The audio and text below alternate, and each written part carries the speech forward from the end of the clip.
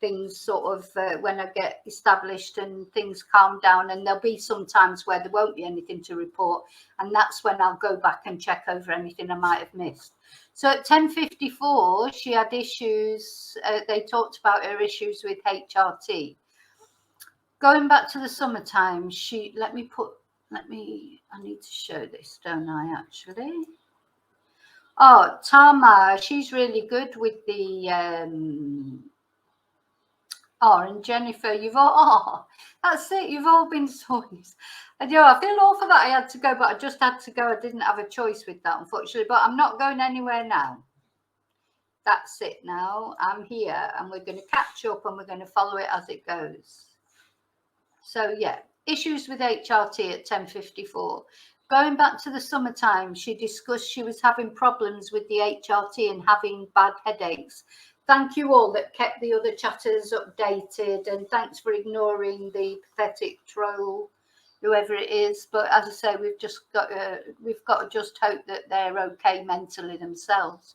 So going back to the summertime, she discussed she was having problems with the HRT and having bad headaches. She couldn't seem to get the balance right, bless. She was having trouble sleeping some nights, using anything to try and relax her, says her sister. She brought it up issues with her medication again around Christmas. Now, any of you that are my members, and you'll have seen that photo of Nicola at Christmas, she does look quite strained, I think. And was talking about using, but for what reason I don't know, and was talking about using more herbal methods. She had a blip over Christmas. Yeah, I wonder what the blip was. It would just make, Christmas is a very difficult time. The amount of crimes that I've read about, especially, domestic ones, they kick off at Christmas, birthdays, special events, because these are the times when people drink a lot, when people are thrown together, and issues come out, don't they? So she had a blip over Christmas, but then she was back on the HRT medication in January, back to work and back to the normal Nikki. No, right, at 10:56, no talk of, I think we've really practically decided, we never thought it anyway, but I think we've had it justified now that there were no deletion thoughts. And she said she's never confided in me about any suicidal thoughts. And when asked about the not wanting to be here comment, her sister says she doesn't recall her saying it on January the 10th. Well, I must have missed that, so I'm going to have to look back for that. 10:57, the wake-up call. Louise Cunningham continues. She was fuming with me for calling the ambulance, saying I'd overreacted. Maybe I had, but it was a bit of a wake-up call. She was then back at work and started taking the HRT medication. So it was Louise who phoned the ambulance, was it? It was Louise. Is this the 10th, I presume, that we're talking about? 10:59, with the harness found, Louise insists her sister would not leave Willow to fend for herself at any point and would not have gone in the river wire by choice. Well, that's what we've been saying, isn't it? You would not. She loved that dog so much. So even if she was thinking of doing something to herself, there's no way she would just leave the dog to maybe go and get splattered on the road or something to happen to her. So I don't think she would ever go in the river intentionally. And I think, that's true.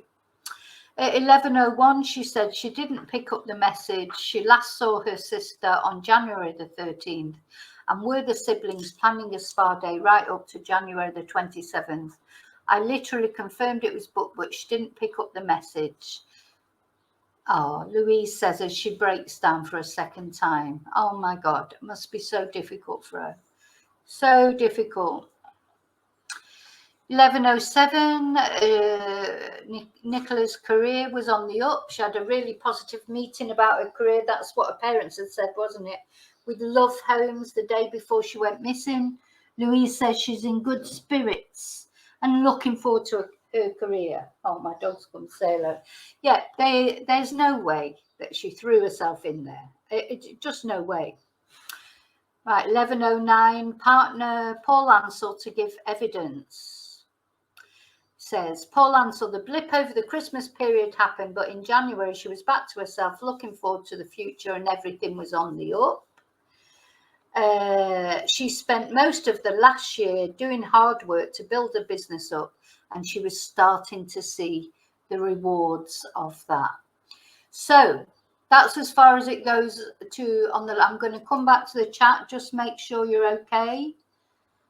Are we all okay? So we haven't.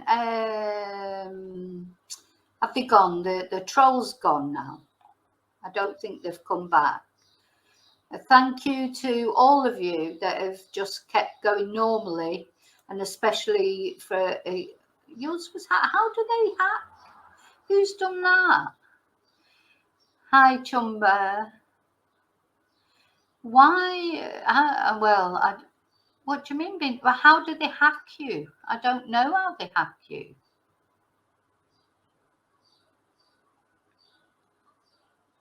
Chumba been hacked. When you say hacked, I don't think they've gone into your account. They can't go into your account. How can they? Who would do that?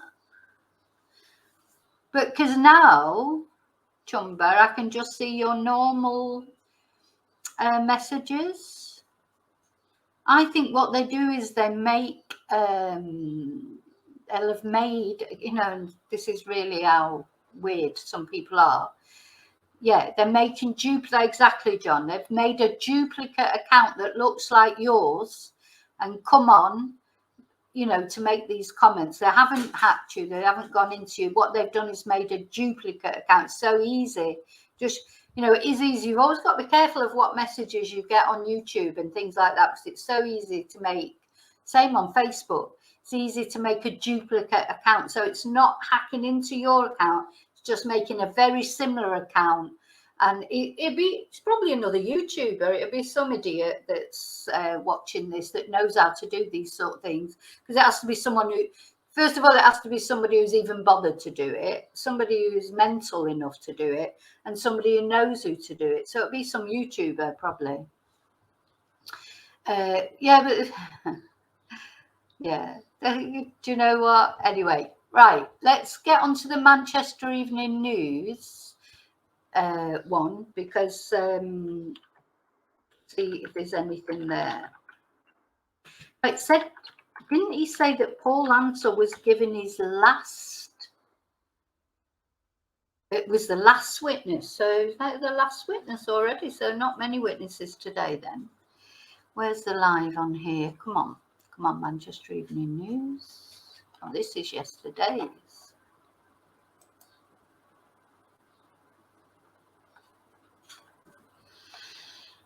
Where's today's?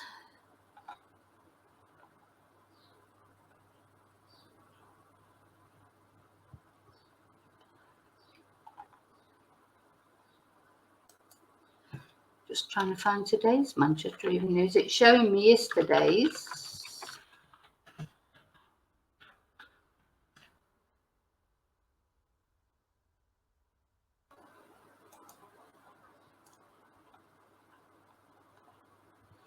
Here we go.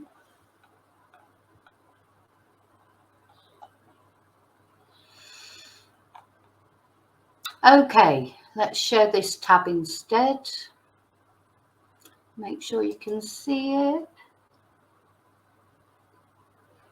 Yeah, I'm gonna see. I've not had a moderator before because I don't normally have this many people on it. So hi SJ, sorry, but we don't. I don't have other channels mentioned on here. I know you've probably just come in and I wasn't here before, but I'd appreciate if you just didn't mention any other channels because it just causes problems.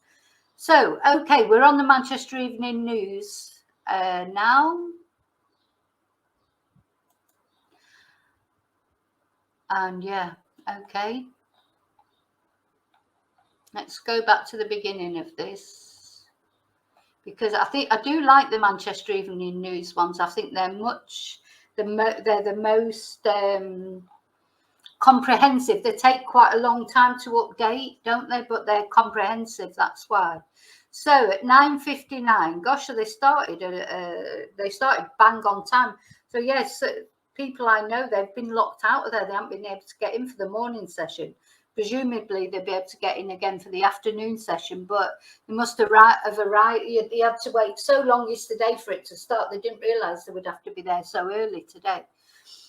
Okay, so 9:59, Ms. Bulley's parents are due to give evidence. That will be that's very moving, isn't it? The family giving the evidence. Members of the press have been told that evidence is likely to end around 12 today. So we'll go up to that till the evidence ends, and then the coroner will take a 2-hour break to deliberate and then return to his conclusion at 2. So 2 o'clock is 3 o'clock here in Spain, 2 o'clock UK time. I will be on here for the conclusion. Witnesses and members of the public are now being brought into the council chamber before Nicky's family and then the coroner, Dr. James Aidley. And today, mental health clinician Teresa Levy and Dr. Rebecca Gray, Nicky's GP, will be giving evidence. Nicky's parents, Ernest and Dot Bulley, are also going to give evidence, the inquest is told. This will be in relation to January the 26th when they were with Nicky. We hadn't previously expected them to give evidence. Their solicitor says they were at the house that night and they would like to give evidence. So apparently they weren't going to give evidence, but they have specifically asked to give evidence. So they want to say something about their daughter, bless them. Then at 10:17, Miss Bulley's GP gives evidence. Dr. Rebecca Gray gave evidence. She's a GP at Great Eccleston Health Centre where Nicky was registered. In December 2018, Nicky consulted her GP about anxiety.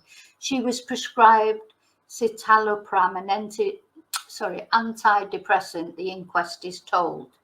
Dr. Gray says that in February 2019, Nicky was prescribed propranolol, a beta blocker. Gosh, a beta blocker, which can be used to treat physical symptoms of anxiety. Bless her. Although this can cause low blood pressure and potentially fainting episodes, the inquest was told Nicky's blood pressure was regularly checked and was always normal. She didn't report any side effects either, the coroner is told. Yeah, then at 10:23, there is no mention in the records of Miss Bulley reporting, Ms. Bulley, Nicky, reporting any suicidal feelings or self-harm. The inquest is told that tests in July 2021 confirmed Miss Bulley was postmenopausal. Within a month of starting on HRT in October 2021, Nicky went back to the GP and said she was experiencing headaches, which are a known side effect, the coroner is told. The dose and medication was tweaked and the headaches resolved. In January 2022, the inquest is told Nicky presented with fatigue and said she felt more anxious. She said she had started a new job and was finding it particularly stressful.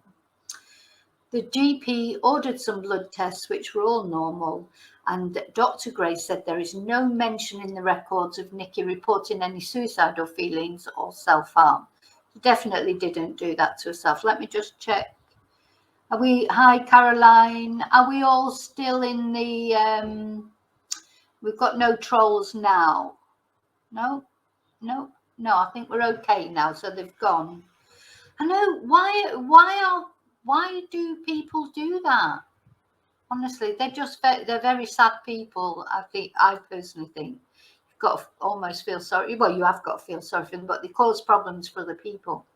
Okay, so now 10:30. At 10:30, her doctor reports that Mrs. Bulley felt Nicky. Don't like that, Mrs. Bulley. Nicky told her GP she was struggling to sleep and her brain felt like it was overloaded.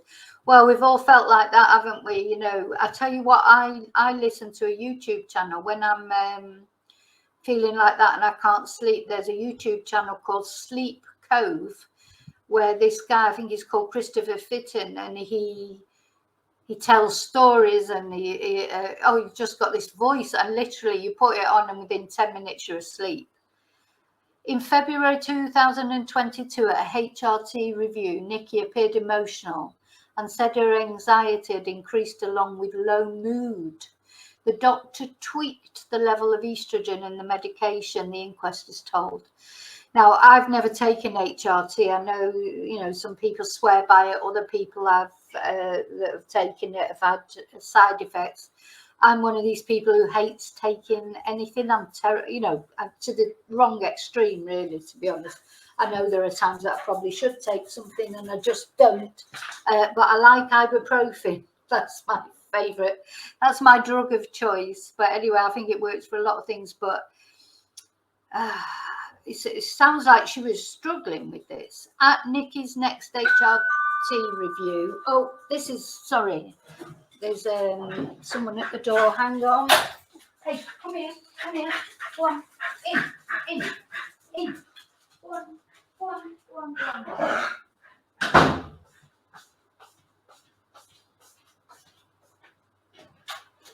Hola.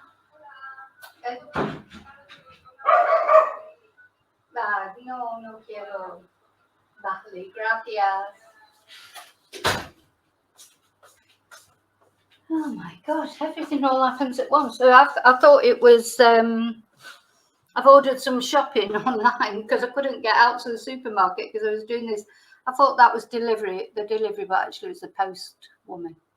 Okay, so where was I? So at Nikki's next HRT review, she said she was struggling with sleep and this was due to her work. She described how her brain felt like it was overloaded. She had tried taking Nitol herbal tea and a sleep spray. Calms are good, just saying in case any of you have any of these problems. If you've heard of Calms, Kalms, they're like herbal tablets. I found them very good. On January the 11th, 2023, Nikki went to the walk-in centre at Fleetwood. So this was January the 11th.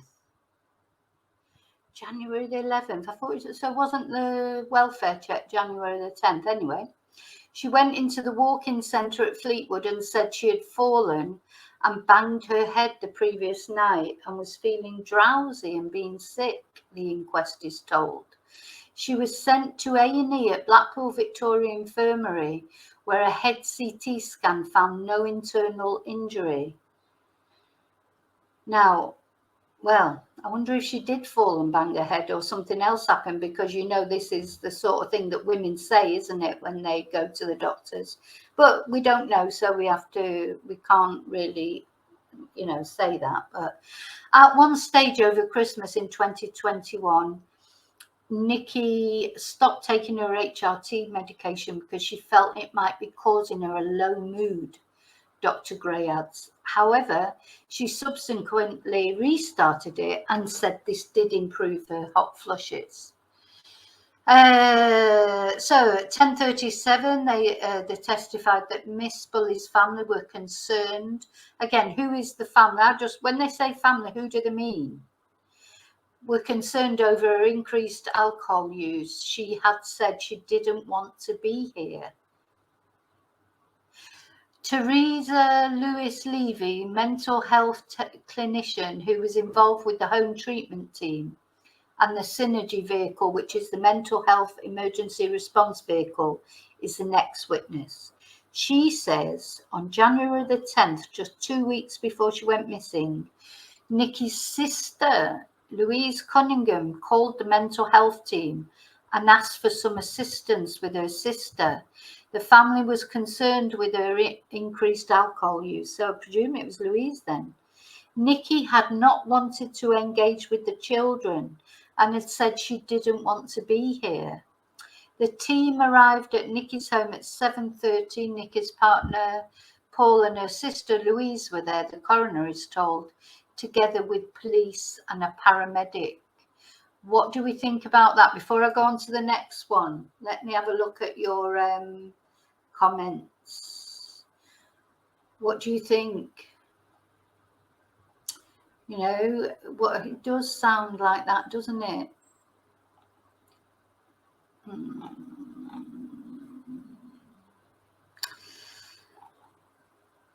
Yeah, try Calms. And Wendy, not only try Calms, but try that Sleep Cove YouTube. Honestly, he does like, it's a sort of a mixture of hypnosis and just, he's telling a story of some kind. And literally, I recommended it to my friend when we were in Portugal because she was having problems.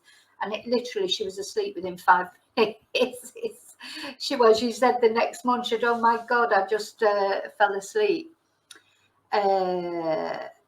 So yeah, it's quite sad, isn't it, this to think of that she was, you know, it sounds like she was having some problems. So what we know now is Louise phoned for the ambulance.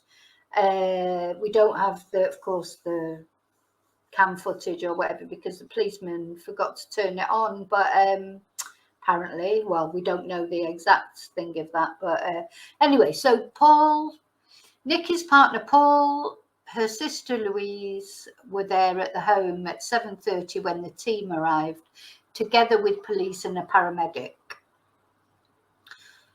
And this is the doctor, this is the mental health clinician that's giving this evidence. And this is Teresa Lewis-Levy, who was involved with the home treatment team and the Synergy vehicle. Okay. Right, 10:44, the evidence continued from Miss Levy. She says she spoke to Nikki in her bedroom. She says Nikki was appropriately dressed and appeared to be intoxicated, she said. The inquest is told Nikki said she had lost weight as a result of her increased alcohol use. The conversation with Miss Lewis-Levy was quite brief, and Nikki said she was tired and wanted to go to bed. Miss Lewis-Levy says that although Nikki was intoxicated, I mean, was Paul intoxicated? I mean, they've probably been drinking together. Although Nikki was intoxicated, she wasn't slurring her words, but she was repetitive in saying she wasn't sure how this had happened, but she wasn't able to quantify that with an explanation. Well, you know, she could have been drugged, couldn't she? She could have been drugged. Anyway, it's a possibility. Let's see what else comes out. It's very sad to think of her like that, you know. Anyway, Nikki, the inquest is told, was advised to go and see the GP the following day, but she said she couldn't as she was sorting her mortgage out. And what mortgage? However, when Miss Lewis-Levy spoke to Nikki's partner Paul, he said there wasn't an issue with the mortgage and it wasn't something that was being done the following day. Does anyone feel, is it just me or is there a sense of a bit of gaslighting here? And who do you believe? Why do you know, so she said she couldn't, she was sorting her mortgage. When she says her mortgage, what mortgage? You know, her mortgage in the house they lived in, her mortgage as far as another house she was moving to. But then Paul said there wasn't an issue with the mortgage and it wasn't, so he's contradicting her. At 10:51, Miss Bulley's sister gives evidence. Nikki's sister gives evidence. Louise Cunningham is the next witness. She is asked about her and what type of person Nikki was. She begins by saying Nikki was my big sister before breaking down in tears. Louise says Nikki was very much a planner and describes her as just amazing. She says, every Christmas, Mum and Dad would buy her a Springer Spaniel calendar.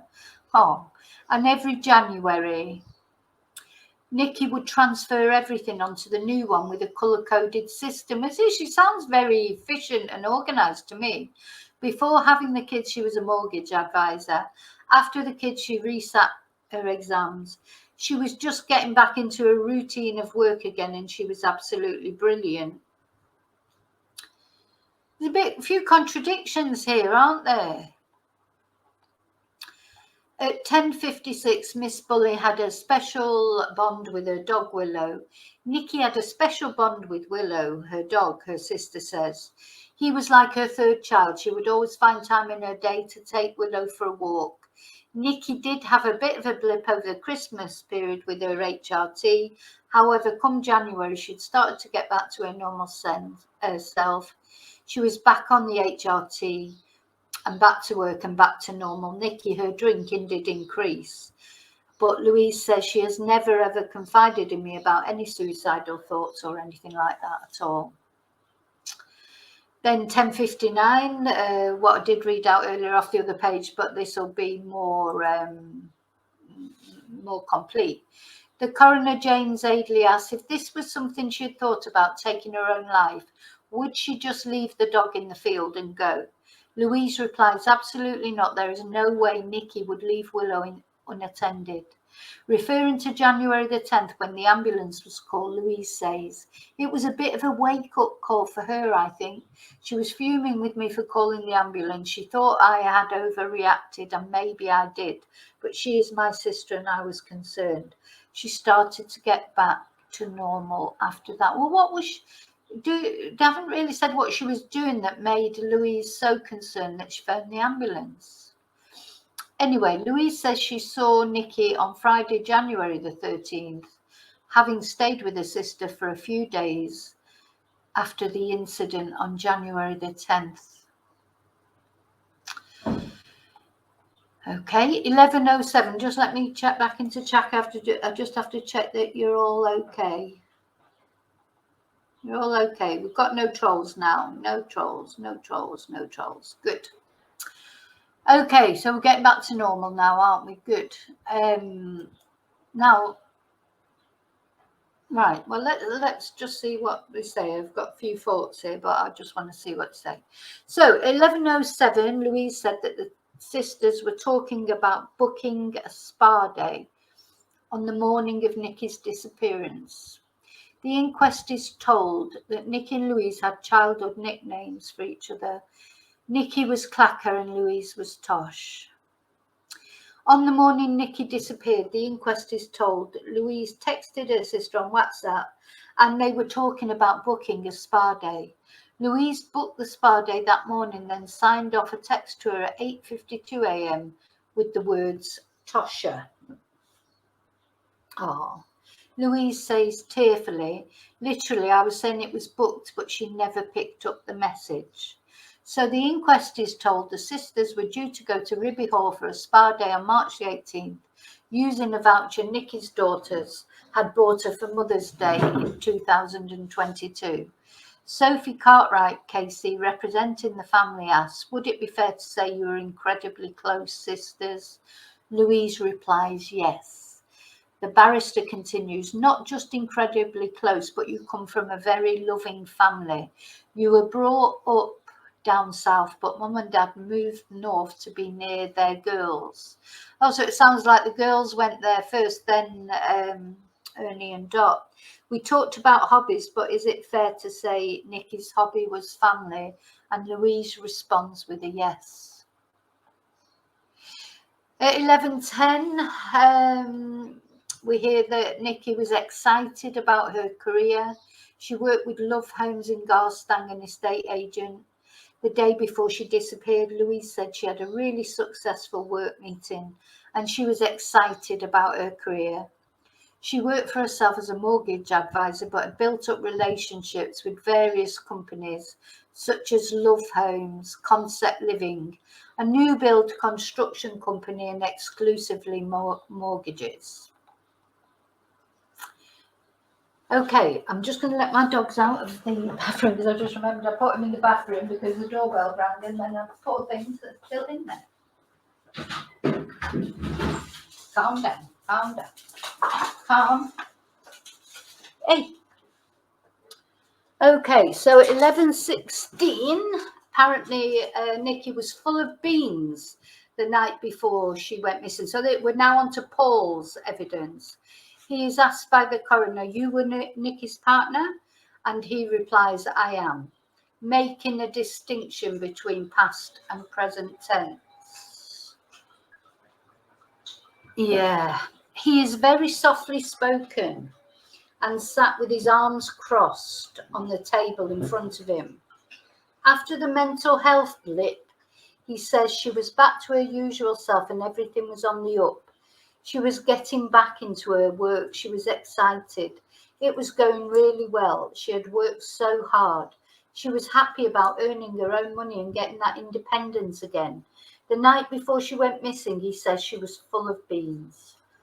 Mr. Ansell says he works from home for a US company and had been working till 1 a.m. the night before Nikki disappeared. The coroner asks about the morning she went missing. The coroner asks, "It was just a normal morning?" Mr. Ansell replies, "Yes. She would always do 2 loops of that field before heading back to the bench and picking the car up from school." So at 11:22, the coroner asks questions about the phone and the dog harness. Mr. Ansell, this is what I was saying, wasn't it? Why would the harness be off? Mr. Ansell is asked why Willow's harness was off. He says, "We would always take the harness off before going through the gate. Because she's a Springer, she's very erratic and into the bushes, so anything that's on her could get caught. We used to take it off." Now, we've all seen quite a lot of photos, haven't we, of Willow being walked with the harness on. Anyway, he's asked by the coroner why the harness was in the grass and the phone on the bench.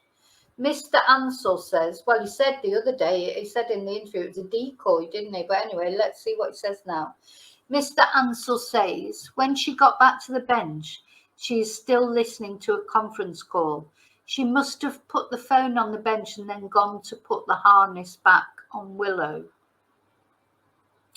At 10:30 a.m., roughly an hour after Nikki is believed to have entered the water, Mr. Ansell sent Nikki a text saying, "Have you got lost?" That's such an odd thing to say, I think. The inquest is told. At 10:30 he sent that message. 10:50 the children's school called him to say, and there was this controversy about whether it was a school or whether it was Anne-Marie Fletcher who phoned him, and maybe if Anne-Marie Fletcher worked at the school, but well, there was a lot of confusion about that yesterday in the inquest. But anyway, he says the children's school called him at 10:50. So this is 20 minutes later. So although he's not had a reply from the message he sent, "Have you got lost?"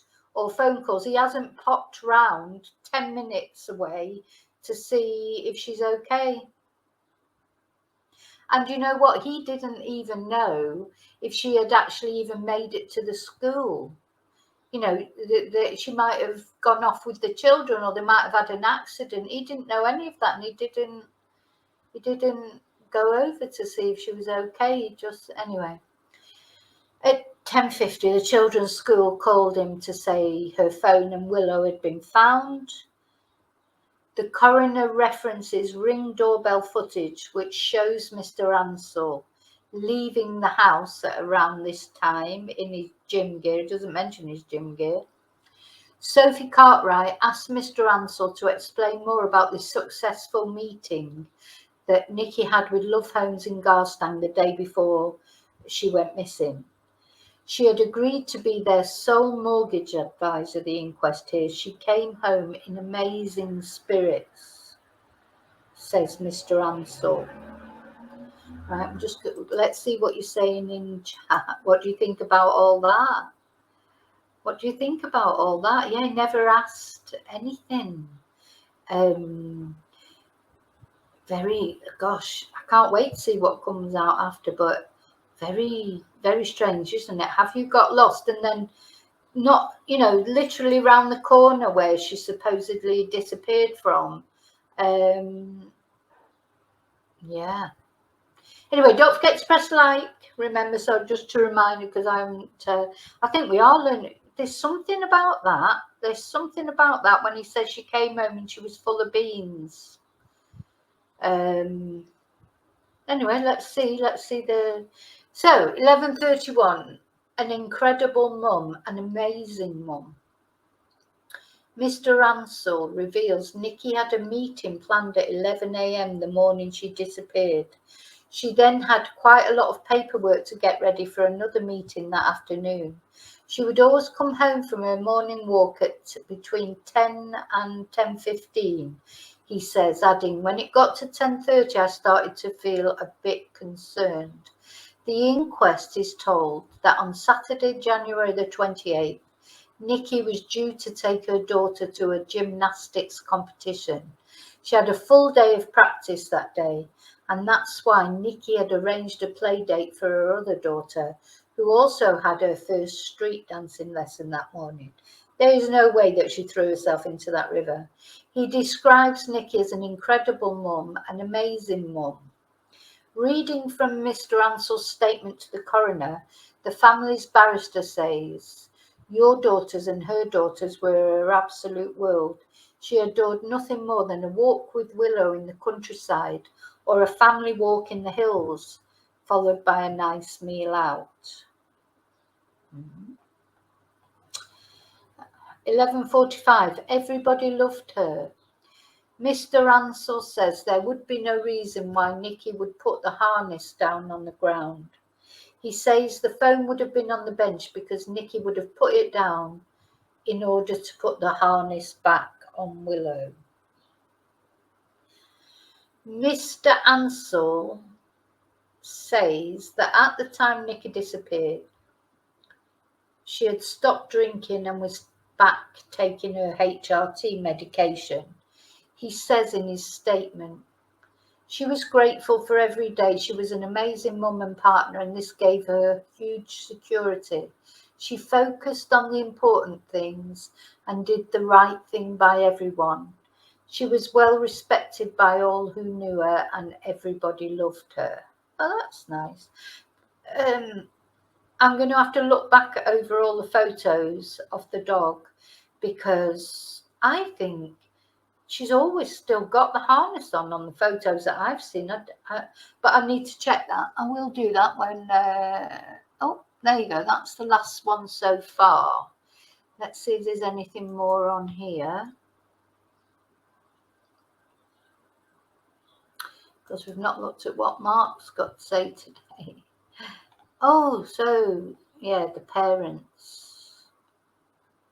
So Paul Ansell's, this is quite upsetting, is it? Her poor parents.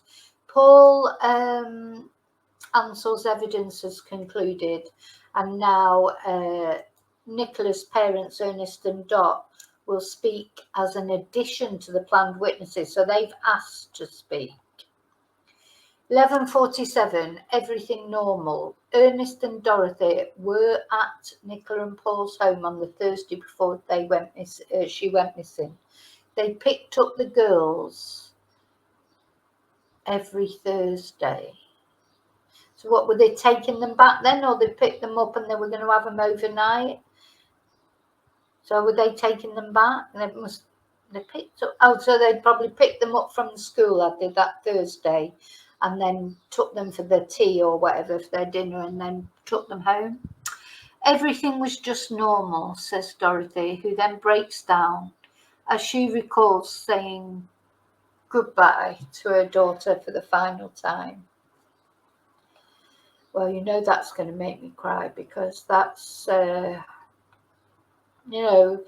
is, when you say goodbye to people, you don't know, do you, if it's going to be the last time. I'm sure we all remember some of our loved ones that we've said goodbye to, and we didn't realise at that time. I remember saying goodbye to my dad after I'd come to live in Spain, and I went back for a holiday to the UK for a holiday. My son was only 2 years old, and I can still see my dad as clear as day, stood at the front door saying goodbye, waving, as I got in the car or in the taxi to go off.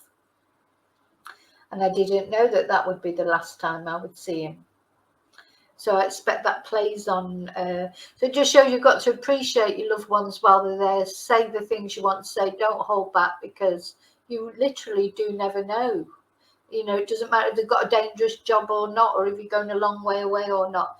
You just have to tell them every day. Anyway, Father's Pride at 11:51. Ernest says, she was full of it, really happy after securing the business deal. She secured this business deal, hadn't she? So I think we can gather she was happy. There's absolutely no reason whatsoever. The coroner is not going to be able to come up with a decision of self-deletion. That's definitely not possible, is it? I think. Don't get upset. Well, we'll get a little bit upset. You know, I'm not. You know, it's nothing. I mean, it's just, you know, I just feel for people, and that'd be hard for them, won't it? Oh, right. We'll have a little look. Yeah, I agree, Vicky. Her medical records show no sign of. I wonder why the ambulance was phoned that night. What? I don't think it goes into that enough, does it? Or we're probably, you know, we don't know what were the reasons that Louise felt so concerned that she felt that she had to ring the ambulance that night. Very sad, very sad, very, very sad. Right, let's go back to the evening news and see anything else. I don't think it's updated yet, so I might have a look at Mark and see what he's got. Well, do you know what? You, as a parent, you never think you're going to be a witness at the inquest to the death of your child, do you? I mean, you just don't. I mean, how awful for them. You know, it's like your worst nightmare come true, isn't it? Okay, let's see what Mark's got to say while we're waiting for an update. So what we're thinking about the verdict now, I think we're definitely, it can't be self-deletion. It just can't be. So it's going to either be accident, but I don't think there's any proof for that. Misadventure, again, there's no proof. So it's got, surely, it has to be an open verdict. What do you all think in chat? Tell me what you think. You know, surely I can't see how it can be. I've said it from the beginning, but I don't know, unless he's going to be thinking. And then there's this man in black that hasn't been mentioned. The man in black, the screams that are heard. You know, I think for the coroner to say that it was an accidental death, they've got to feel that it was certain, you know, that she fell in. But we don't know. I mean, it's possible, of course it is, but we don't know, do we? So, surely it's got to be an open verdict in my eyes.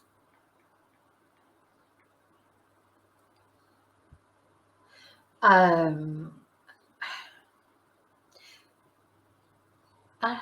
don't know.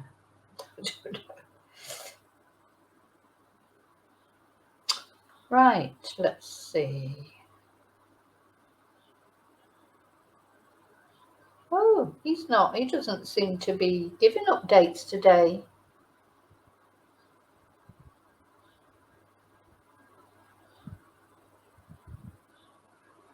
I can't see any updates from Mark Williams Thomas. Ended just the last thing on his Twitter that I can see, unless I'm missing something. Maybe my phone's not updated. I don't know. Try it on my other phone. Let's see if they've updated anything on the evening news. Okay, so at 11:57, Nikki's parents give evidence. Nikki's parents, Ernest and Dot, are speaking. They are sat side by side next to their daughter, Louise. Mrs. Bulley cries as she recalls the last time she saw her daughter. The night before she went missing, Mr. and Mrs. Bulley had been watching the girls at Nikki's home. So they'd been at Nikki's home watching the girls while she was in a Zoom meeting. Before we went home, we went to the front door and we gave them all a kiss and a cuddle, said Mrs. Bulley. We gave her a hug, as we always do with our children and with our grandchildren. Mr. Bulley describes giving Nicky a kiss and a hug. As he starts to cry, Mrs. Bulley adds sadly for the last time. Mr. Bulley has to take several pauses as he speaks to compose himself. She put so much time into passing those exams, he says. It wasn't easy bringing up a family and looking to combine the two together, but we knew that she could do it. Mr. Bulley says as a little girl, Nicky was always dancing around in her tutu, and she must have been into ballet then, and as a teenager, she wasn't any trouble. Dear me, how sad, how sad. Oh. Very, very sad. Ay. They didn't say, did you notice they didn't say Paul had to fight back the tears as he was talking. Louise did, and the father and the mother. Doesn't seem like Paul had to fight back any tears. There's something funny, because how can he not be crying? It's not because he's a northerner. So Ernie's crying because he's a southerner and southerners cry, but Paul's a northerner. So no, Ernie's crying because he genuinely feels upset. Paul wasn't crying because whether he did anything to Nicky or he didn't do anything to Nicky, he did some other, there's something wrong in that relationship. Why wasn't he crying? He's never cried. There's no emotion come off him. I don't know. If somebody loved their partner, who wouldn't be crying? It's not because he's from the north, for God's sake. How ridiculous.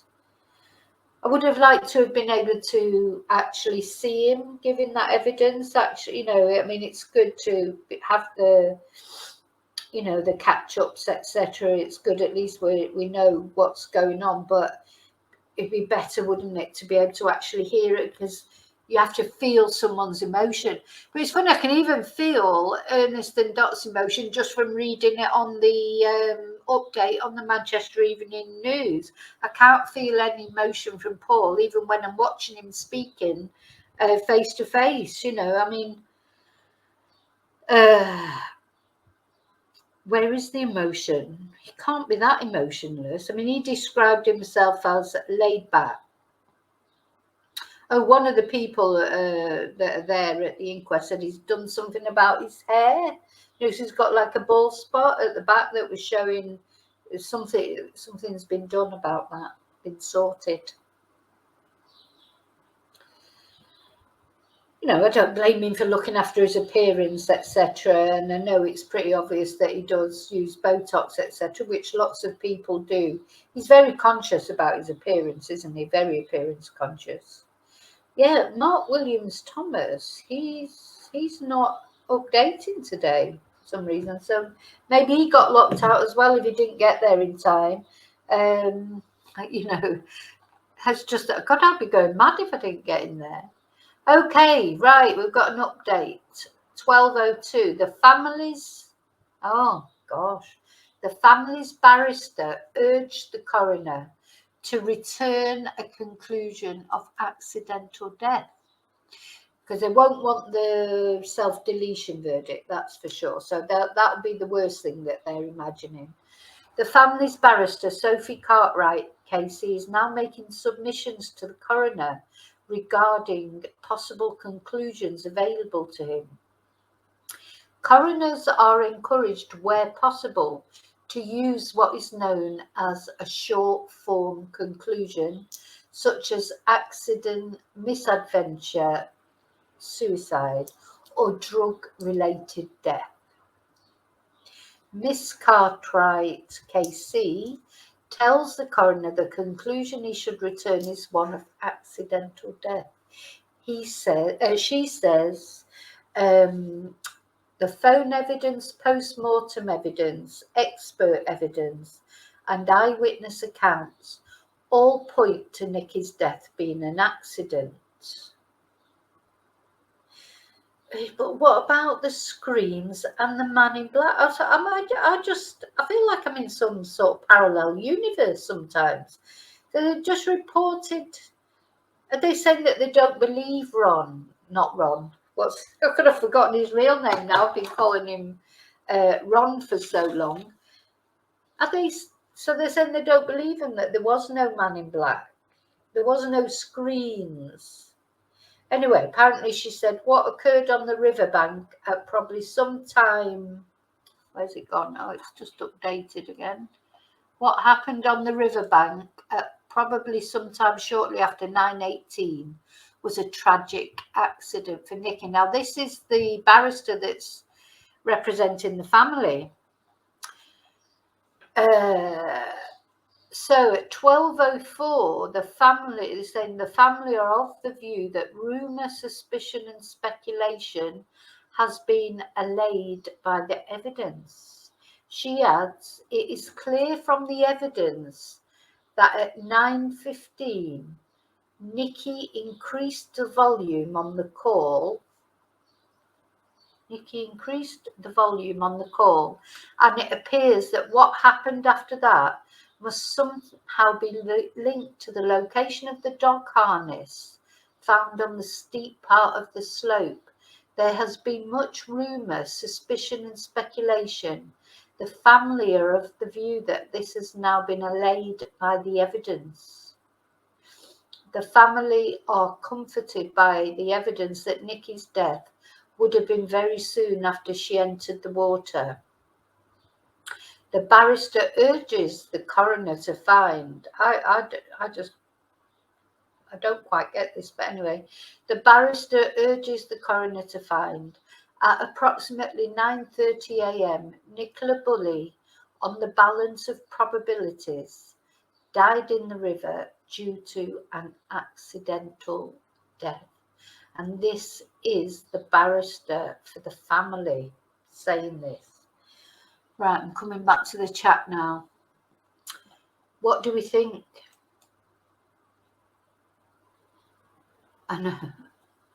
Yes. Well, this is the barrister for the family that is saying this. Well, that's it, Heather. They'll want accidental death rather than suicide. Obviously, they won't want suicide. But what? I'm just again. I've gone all speechless again. You know, I would. To me, you'd be saying you do want it to make it clear that what maybe they're thinking that's. They just don't want the suicide verdict, really, do they? So, as far as they're concerned, if Jennifer, it's finished. By the way, it's finished now. So we're going to talk for a little bit more, but then we'll come back later to hear the verdict.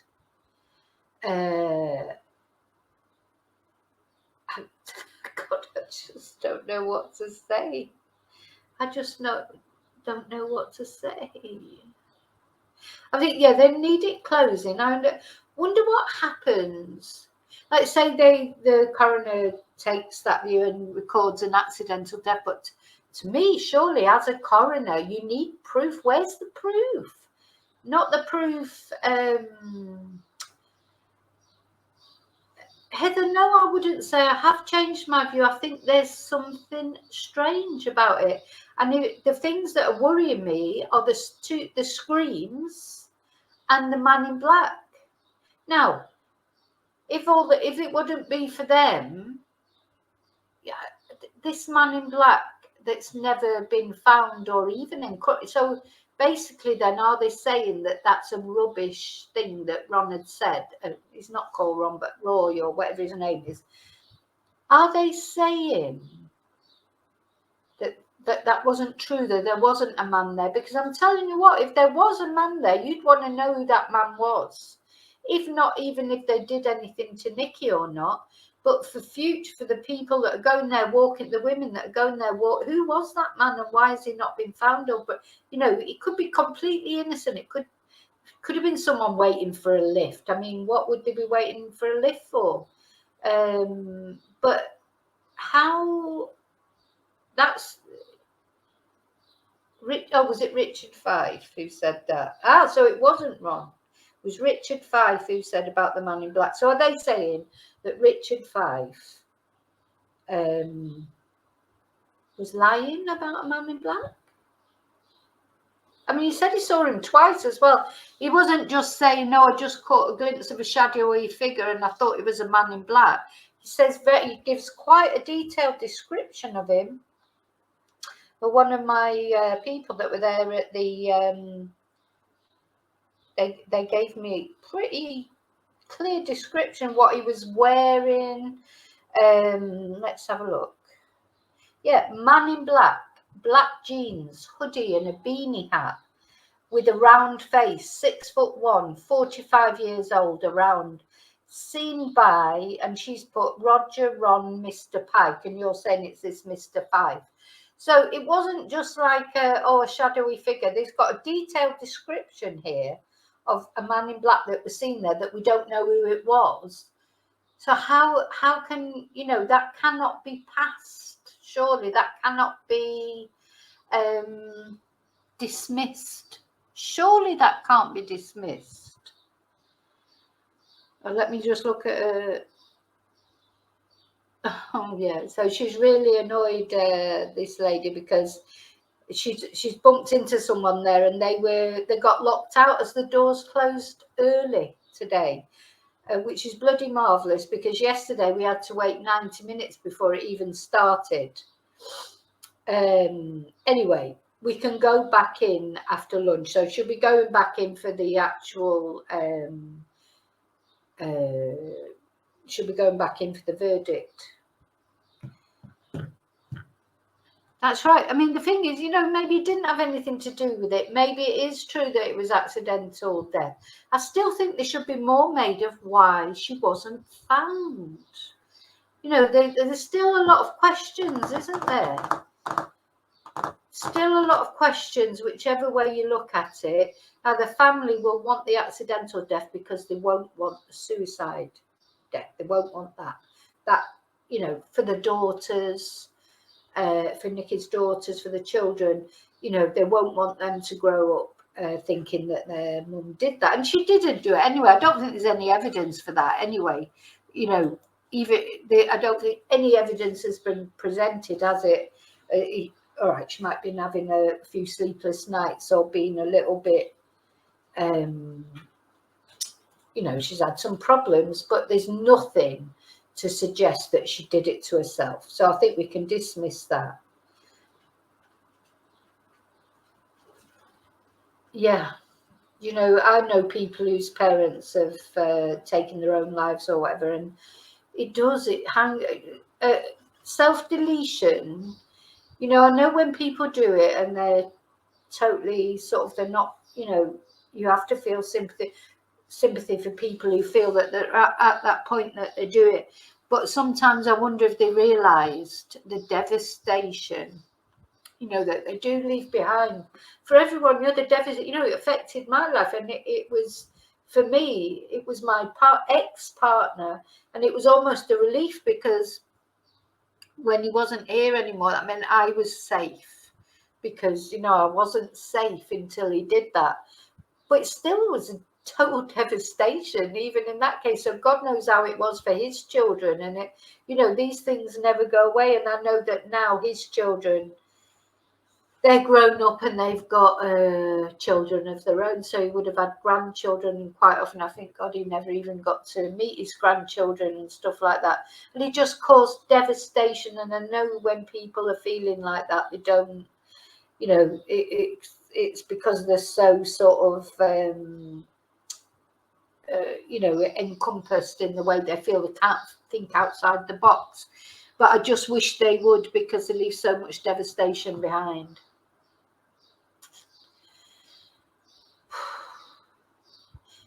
Yeah, I think it's true. I think it's obviously a better outcome for the family if it's accidental death than if it's self-deletion. But I just still, it's too many questions even for that, because if you make it like, oh, I don't know, if someone was on a roof and fell off a roof, but you stood at the side of a river that you walk every day, and all right, the harness is there, but we don't know why the harness was there.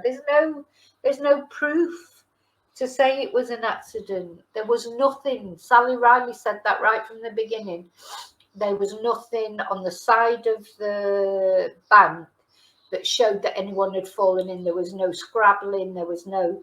So where's the evidence of that? So we'll see. Well, we just have to see. Yeah, and she was not found by the specialists. So we have to see. There's there's definitely, Linda, no evidence of self-deletion. I think that is no way that's going to be. Watch him come back. He won't come back with that. There's not enough proof for that. So there just isn't enough proof. Now then, I just want to have a look at what time are we on. So he's having 2 hours to go away and think about it. I just want to have a look at some of the pictures of Willow, because Paul said it was common to take off the harness, but I felt like Willow always had the harness on in the photos. Let's have a look. But when she's by the side of the river, images. Gosh, can't see on all of them. Let's see if I can find some photos of Willow actually by when she's at the river. Oh my God, there was loads of them on here. Now I can't find it. Oh, Willow's little face.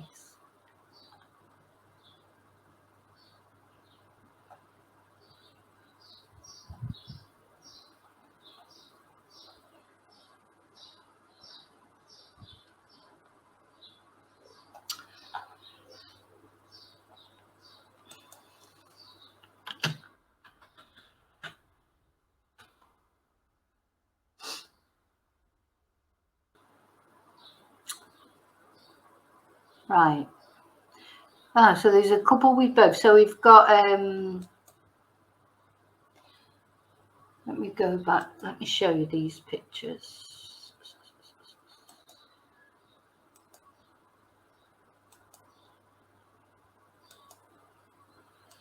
So I think you can see that there. Yeah. So we've got a picture of Willow here on a walk, and she's off the lead, but she's got the harness on. And she's got the ball, of course. So there the harness is on. Now there was another one. This one where she's actually in the river. Is her actual harness on or off? Can't see. Can't see on that one whether the harness is on or off. Let's see.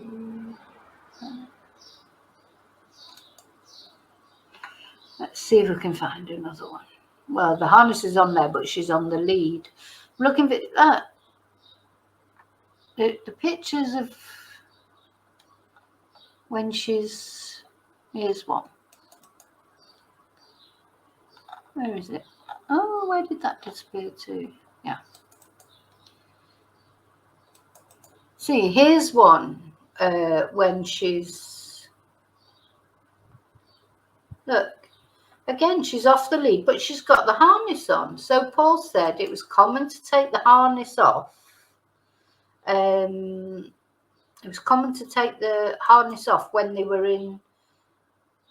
she took the lead off, because she could run off and go in the bushes and get caught on things in the harness. But there I've just found 2 pictures, and of course the ball's there as well that supposedly wasn't there. I think that the ball, I'm surprised the ball hasn't been mentioned.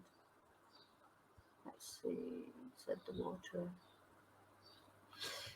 This is a picture, a piece about a wild swimmer who said the water is hard to get out of. Said it's a nice place to swim, but some parts of it are trickier to get out of than others. But I still don't think there's any evidence that she fell in there. So there, so you see, so there's a couple of pictures of Willow there, which couple of pictures of Willow there where she does have the harness on. Paul said they take the harness off her when they take her off the lead. So are we all okay? Very mate. Well, yeah.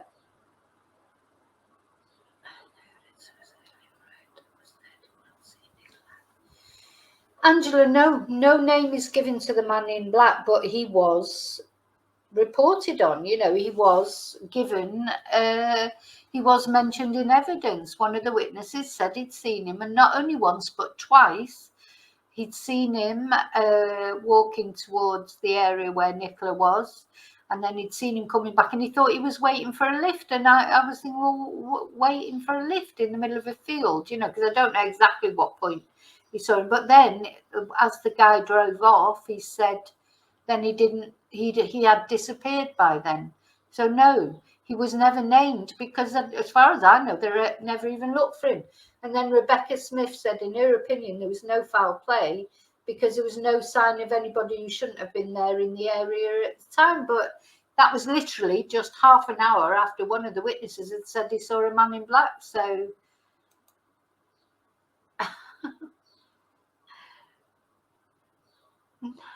yeah, it's well, that's right. You don't have to be a professional detective to know that if someone says there's a man in black and then two people hear screams, there's a possibility, maybe not definite, there's a possibility that some foul play has occurred. A possibility at least. Otherwise, why would the man in black have been seen? And where were the screams? Are they saying that she screamed as she fell in? I mean,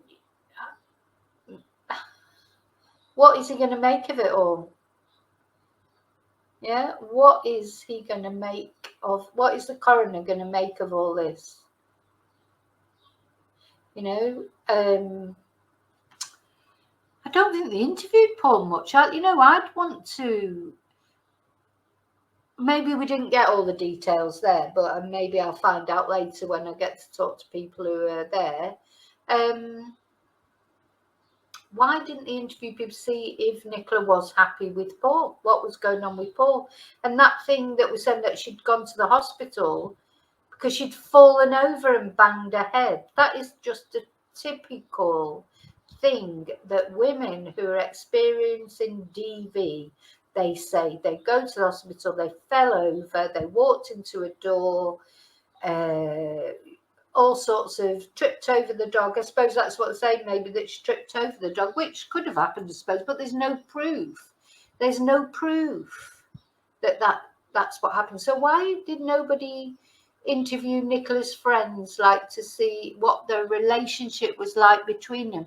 Was there any reason to believe that there was any domestic problems? That there was a, why was that not questioned? Gosh, I don't know. Well, I think we can safely assume that he's not going to come back and talk about the big S. But whether he's going to come back, I'm going to just message one of the people who did get in there today, and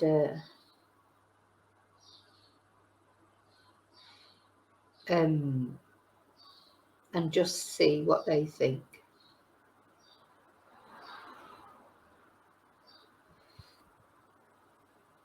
Let's see, where's it? Let's find their number. Hang on. Oh, I'm on the wrong thing. Gosh, that's a lot to chew over, isn't it? So I expect to be having his lunch and then he'll be thinking it all over unless he's already decided.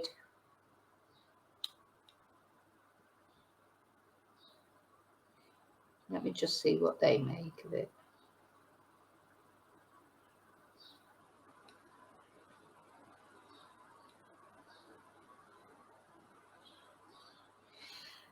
I think she's just actually, funny enough, she's just sending me a message as I've just sent that message off to her. I can see that she's typing a message. Yeah, maybe they had already. Well, they had, right from day one, hadn't they, David? The police had decided it was an accident. Yes, and that was the other thing. The retractable lead was still attached to the dog. That was evidence that was given yesterday. That because it was Anne-Marie Fletcher, wasn't it? She said when she tried to lead the dog off, at first she wouldn't come, but then she turned around, she saw that she had the retractable lead, and when she pulled on the lead, then the dog. So why?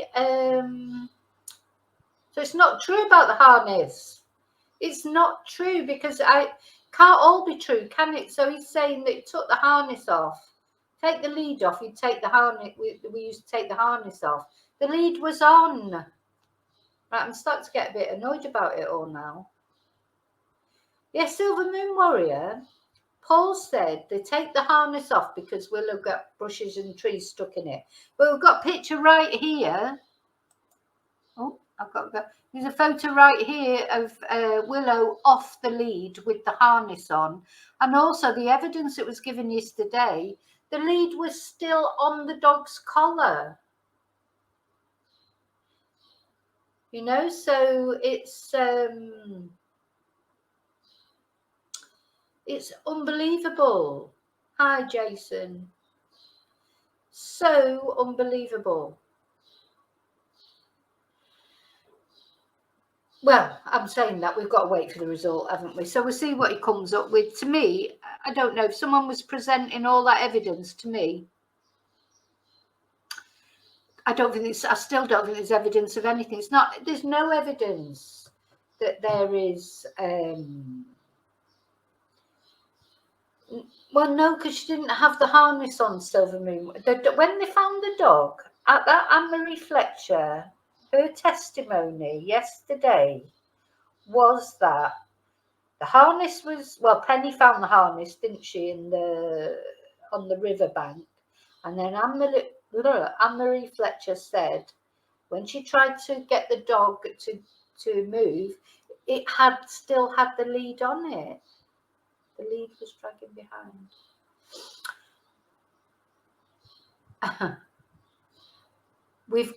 What we've got to do then is after this, whatever happens, I mean, today it'll be about the result, won't it? What we've got to do is we've got to, after this, well, what I'm going to do anyway, I'm going to go back through all the, I'm glad that I've done these lives because all the information is there. And I'm going to go back through it all and do, a shorter video for each day, each bit of, and with the summary of it. And then depending on what Mr. Aidley comes back with now, then we'll, depending what he comes back with, then we'll take that and we'll see, well, what's the proof for it, whatever it is. We don't know what he's going to say yet. I think the only thing that we really do know is it won't be suicide. You think it will be 100% accidental death, but there's no proof that it was accidental death. Is there? How's he gonna say it's accidental death? Because you can't. You've still got to have proof, even for accidental death. You've still got to have proof that somebody, if you find somebody who was working on a roof and the ladder's on the floor and they're dead at the side of it, well, that's accidental death. But really, basically, what's happened here is Nicola's body was found 23 days later, despite the river being searched by so thoroughly, supposedly. So all these contradictions in this case. One minute the police telling us how thoroughly they searched everything, but they didn't find the body. Then there's the man in black Then there's the screens. These are new things that we didn't even know about from before.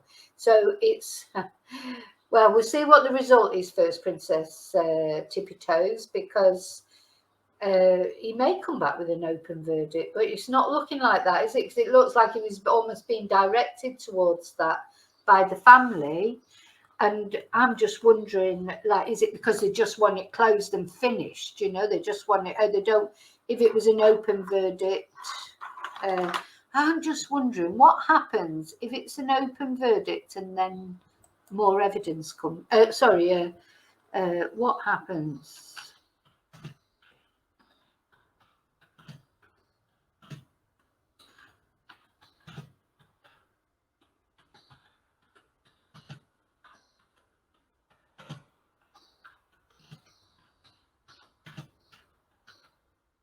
Because, of course, this has happened many times, that people have been found to have died of accidental causes and then it's turned out to be something else. That does happen.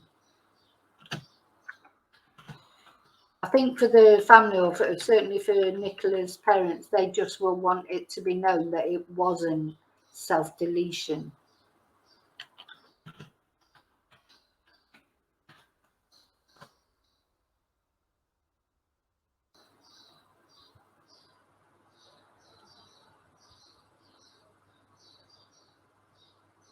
Yeah, can it be changed?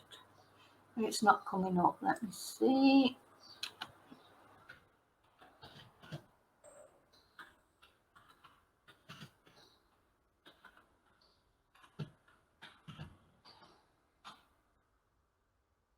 They're probably terrified that he might find a verdict of self-deletion, but I don't think that's what it's going to be.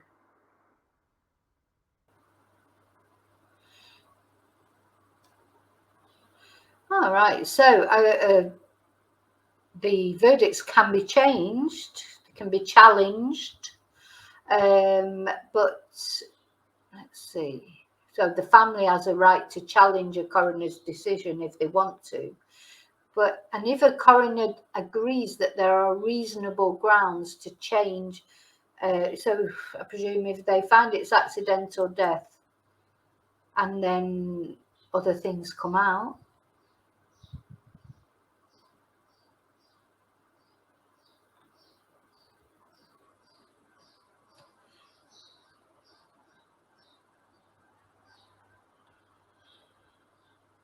Yeah, so it's not set in stone, but even so, well, there's not much we can do.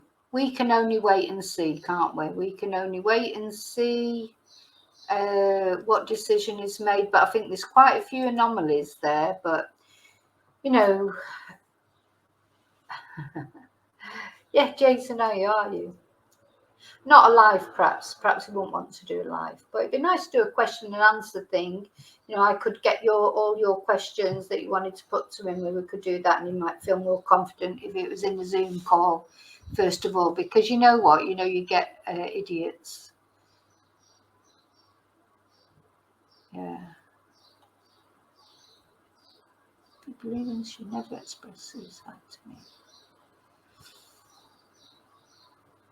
Yeah, no slip marks on the ground. It feels more like she was pushed to me, to be honest, and the screaming the man in black sort of gives us that. Okay, so there you go. That's where we are. The coroner is assessing his verdict. Oh, right. So I've had a message through from the people that were there. Oh, so listen, this is the WhatsApp message I've had from the person that I know that was there at the trial this morning. Let me stop sharing this so that we can. This morning was so emotional. Louise was so brave, broke down 3 times, but she got through it. Paul was, well, Paul. He took his place to give evidence, put his arms folded on the bench in front of him, slouched forward, answering yeah instead of yes. But then he broke down and left the courtroom. 2 staff followed him. Then Louise went out after him, followed by Dot. He finished giving his evidence. Then Dot and Ernie gave evidence. Both broke down and Paul cried too. I looked around the gallery and everybody had poker faces except one girl at the back crying when Paul was talking. It was all very heartbreaking. So Paul did cry. So maybe we're doing him a misservice. Dot and Ernie are asking for accidental death. We've been let out until 1:45. Then it's just the official formalities. So let's go back to that. Louise broke down 3 times and got through it, but Paul started off, slouched down, answering yeah instead of yes, but then he broke down and left the courtroom. 2 staff followed him. Then Louise went out after him, followed by Dot. He finished giving his evidence. Then Dot and Ernie gave evidence. Both broke down. And Paul cried too. I looked around the gallery and everyone had poker faces except one girl at the back crying when Paul was talking. It was all very heartbreaking. So what do you think of that? What do you think? Have we misjudged Paul? I don't know. Honest to God, I just have no clue about this case now. It's like, you know,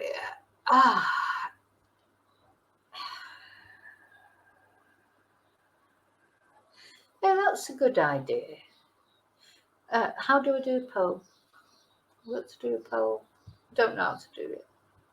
Don't know if I can do one on here. What's that?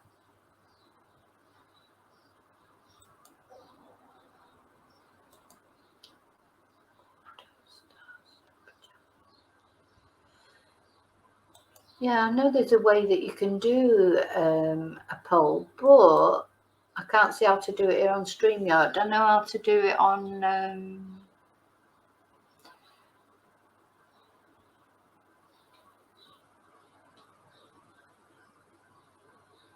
yeah. So they're coming back at 1:45, which is 2:45 here in Spain. So we've got quite a big we've got quite a we've got time to go and have our lunch, etc. And see what happens. There's still so much, I don't think we know that much more, after the inquest now.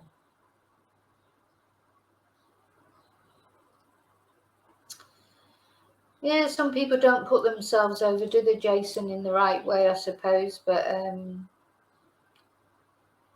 the only thing that I feel with Paul is, or one of the main things that I feel with Paul is, it's not just me who felt that, or just you, or whoever's watching this. There's so many people felt it. Normally, when people get these sort of feelings, there's normally, people can be upset even if they've murdered their partner or whatever. It doesn't mean to say necessarily they won't. That's the first time I've heard of him being upset. And I've watched people sort of who do get upset, but they've still done it. Because I think sometimes as well, what happens is in times when people have murdered their partners, men or women, it's normally like a breakup thing, isn't it? Because they can't cope with the fact they're going to leave them, or they've just had that, I'm not talking about planned murders here. I'm talking about, things that are just like, somebody just loses control. But they're still upset afterwards because they didn't, maybe they've had a volatile relationship. They didn't really want them to not be here anymore. So people do still get upset. But there's a lot of questions. Oh, Charlie. I'm okay. I'm going to get some lunch. And who's that you're talking about? He's a unique character who comes across very genuine, but he's just a unique character. Who's that?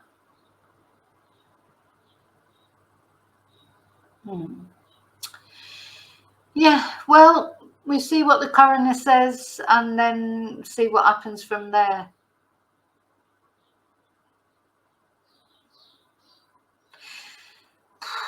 Gosh, we're all a bit shell-shocked, aren't we? I think I was more shell-shocked yesterday with the Men in Black and the screams.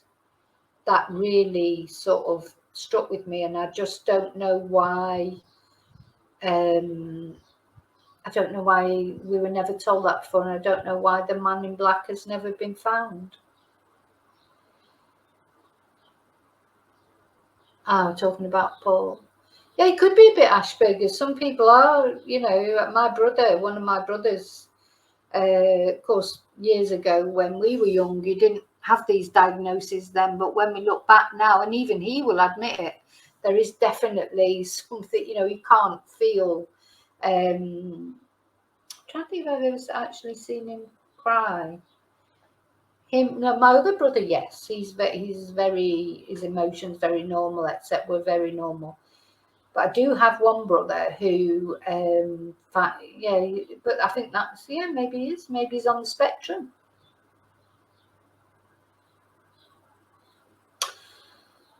Oh, thank you, David. I hope I'm not always nice, you know. I can be nasty as well, but I try and be nice. I'm nice to nice people, put it that way. But I don't like nasty people. But normally I get annoyed with people when they're nasty, not so much to me, but when they're nasty to other people. Yeah, you know, I think autism is much more common, isn't it, than we think. So I think and it's such a big spectrum. As I say, years ago, there was just, you know, just not discussed. Now, of course, there's so much more known about it. So,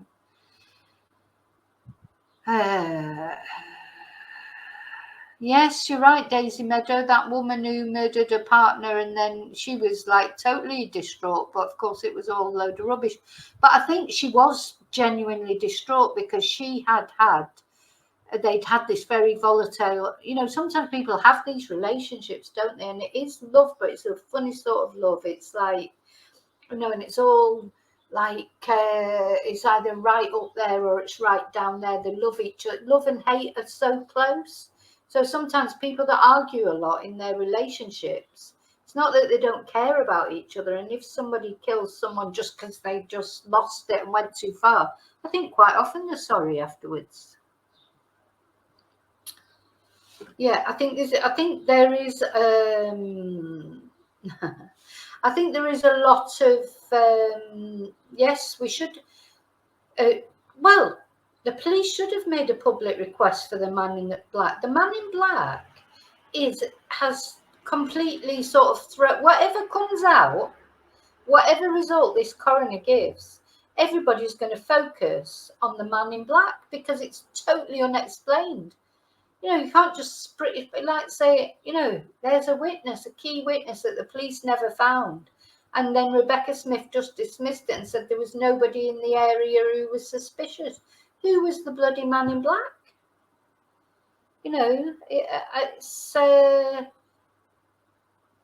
the screams. I think the screams for me are because if she fell in, what do you say? It sounded like a surprised scream. I think if you sort of slips, let's say, I suppose what they're thinking is that maybe she just lost her footing.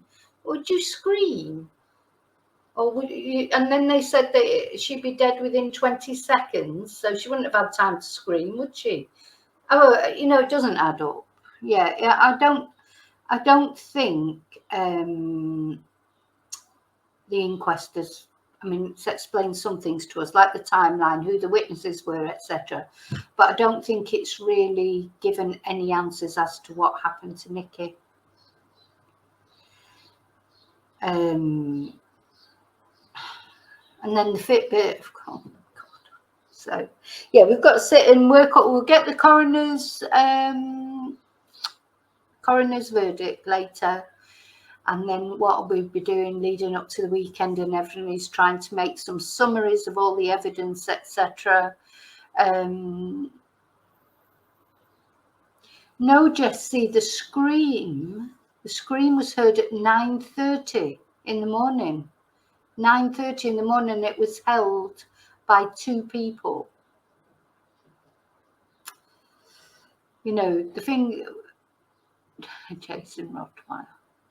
The thing is with psychics, it's whether you believe in them or not, or whether you know. I've met quite a few. You know, I've been to quite a few, and as I've said before, I've been to some psychics that I thought were really good. So it's like intuition. It's like intuition. People, I do believe in another world, you know, but I have also been to psychics who I thought were rubbish.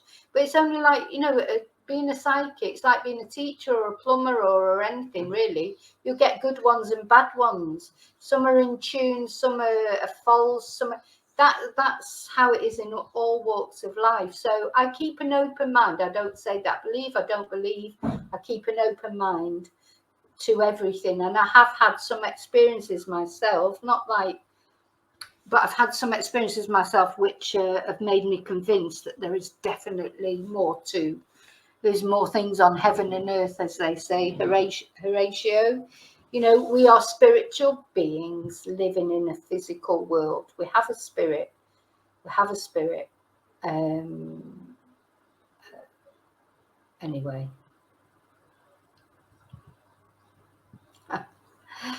Okay. Yeah, a silver moon mirror, that particular thing I thought was an absolute load of rubbish, to be honest. You know, see, you've got to be careful. Like people say ridiculous things. You know, they get carried away sometimes, but we live many lives. I believe that as well, and we're going on different levels. I think each time we come back onto this earth or whatever other earth we go on, we're always learning. There's a purpose to all our lives, and we're all on a journey, and we have to follow up. You know, if you believe in anything, one thing I've learned over my very long life is sometimes when you try and make something happen, it just doesn't happen. There is a path. And and sometimes you think, oh, I can't just go with that because it feels scary or it feels like it's not the right thing. But if you follow the way you're directed, things opened up. I could use this YouTube channel as an example. You know, I set up this, I've had a YouTube channels for Spanish and English for a long time. And then I've always been interested in true crime. And I got bored of making the Spanish and English videos, basically, because, you know, that's what I do all the time. And I wanted to do like some true crime videos or even videos about anything, like about ghosts or about psychics or anything I'm interested in. And I thought it doesn't really fit in on my Spanish English channel. So I started a new channel, which is this one, quite a while ago now. And then various things happened. Well, COVID was sort of one of them, and I did do more on my other channel, and then I had some personal problems that I just didn't have the time basically to do it. And then I started with it again this year, and obviously I made a video about Nicola early on, but I didn't know that it was going to turn into this sort of big thing. You know, it wasn't because it intrigued me right from the beginning, and that's how it started. My son, he'd been saying to me for a long time, you should do a true crime channel because that's what you're really interested in, and blah, blah, blah, blah. And I was like, oh, no. And then sometimes you have to just go with your gut feeling and just do it, and things work out. Yes, yeah, I agree, Charlie. If the guy is still out there, you know, we don't know that he did anything. He's saying he could do it again. We don't even know if he did anything. He might literally have been there waiting for a lift and gone off. What our point is, we just don't know anything about him. So, no hablas español, David. Sprechen Sie Deutsche? Ich spreche ein bisschen Deutsche. Yeah. At the end of the day, there's too much violence against women. If this comes to nothing in that sense, is that it has highlighted the police failings, and it's brought attention to the menopause and to women, etc. So it's not bad in that, you know, at least it's done that. We just have to what's the word? We have to take the good out of every situation. You know, we're lucky. In this moment, we only have this moment, don't we? That's mindfulness. This moment is all we have. We don't know. Yesterday's gone, as they say, and we don't know if we've got tomorrow. Look what happened with Nicola and her mum saying goodbye to her for the last time, but she didn't know it was the last time. So you just have to seize every moment you have, make the most of it, give your dog a cuddle, give your kids a cuddle, give your husband a cuddle or your wife a cuddle, whoever, you know, you've just got to... you've got to make the best of everything, haven't you? Because, you know, you're lucky, really. There's a lot of people who haven't got that. You know, whatever you've got, if you've got food on the table, if you've got a roof over your head, you don't have to be rich. You just have to have the basics and, you know, everything you need. But he is funny. Anyway, I'm going. So, ja, ich bin ganz fließend auf Deutsch. Yeah, I understood that. That's interesting. So I haven't spoken German for years, but I did understand that. I don't know if I could really speak it now. Okay, I'm waffling on now. So remember, I'm coming back at, what was it? It was 1:45. So it's 2:45 here. 1:45. Let me see. What time did she say? Because we don't want to miss any of that. I'll probably be here quite early for that.